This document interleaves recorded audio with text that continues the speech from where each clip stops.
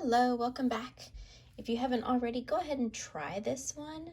It's EB10 on page 449, and it addresses the variable overhead variances that we talked about in the last video.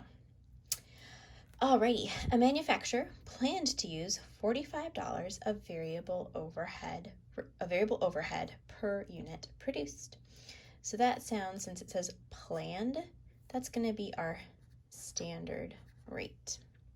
But in the most recent period, $47 was our actual amount of overhead used per unit. During the same period, the company planned to produce 200 standard quantity, but produced 220 units, so it's our actual quantity. So then if you remember our formula here, that's what we'll be using to address this problem. And specifically, the question says, what is the variable overhead spending variance?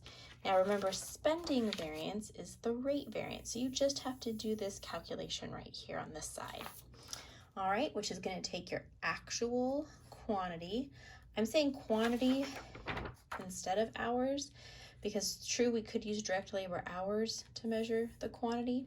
In this one, they didn't give us that information. They gave us units. So I think it's more appropriate to say units. Actual rate. So actual quantity, actual rate, your middle column. If we were doing our last one, it would be standard quantity times standard rate. But since they just asked for the spending variance, you only have to do the difference between these two formulas to get your spending variance. So go ahead and bring down everything we identified. Actual quantity, standard rate. Okay, math that out. 10,340.